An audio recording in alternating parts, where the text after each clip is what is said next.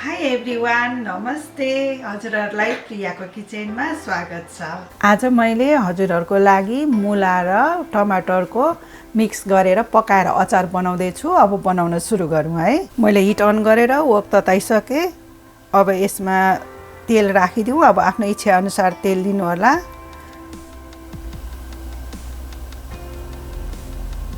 तेल तातिसकेको छ। अब मेथी र जिरा मिक्स गरेर मैले राखिरहेको छु। यो राखिदिउँ।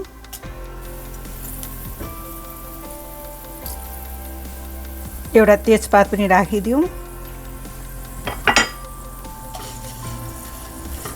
यो मैले 5 वटा टमाटर काटेर राखेको छु मसिनो गरेर। अब यो टमाटर राखिदिउँ।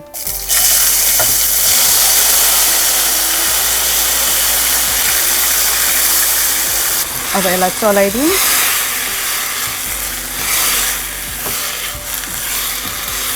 मैले हाफ चम्चा बेसार लिएको छु, यो पनि राखिदिउँ। स्वाद अनुसारको नुन राखौँ। हामीले पछि मुला पनि राख्छौँ, त्यसकारणले अलिक पुग्ने गरी नुन राख्नुपर्छ।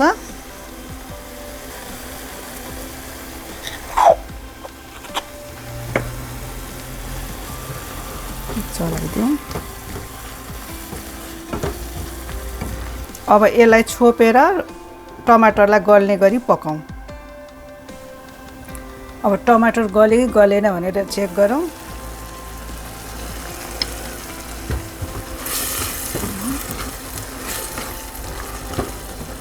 टमाटर अलमोस्ट गलिसकेको छ। अब यसलाई चाहिँ म यस्तो म्यास गर्नेले चाहिँ थिच्छु सबै। यसलाई मिक्स गरिदिन्छु राम्रोसँग।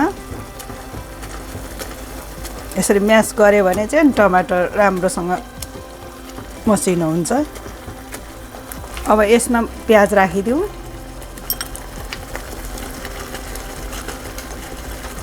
अदुवा पनि राखिदिउँ। यसरी काटेर राखेको छु अदुवालाई मैले। लसुनलाई पनि त्यसरी नै काटेर राखेको छु, यो पनि राखिदिउँ। अब करी पाउडर लिएको छु थोरै, त्यो पनि राखिदिउँ।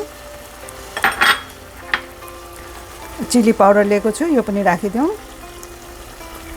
अब आफूले कति पिरो खाने हो त्यो अनुसारले हरियो खोर्सानी पनि राखौँ। अब यसलाई चलाउँ राम्रोसँग। 2 मिनट जतिको लागि चाहिँ छोपेर पकाउँ।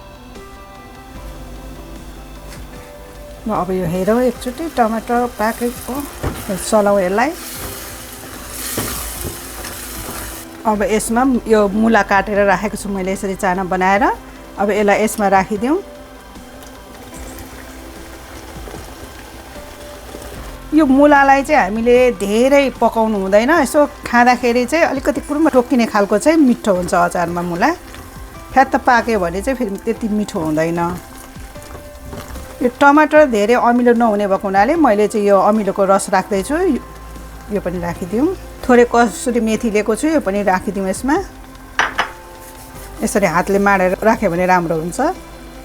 यसलाई चलाइदिउँ।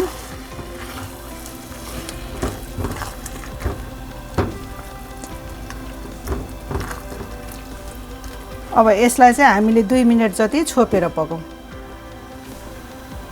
अब मुला पनि पाकिसक्यो, हेरौँ। ल हेर्नुहोस् कस्तो मजाले मुला र टमाटरको अचार तयार भयो। यति मिठो हुन्छ यस्तो अचार। अब अलिकति धनिया पनि राखिदिउँ। चलाइदिउँ।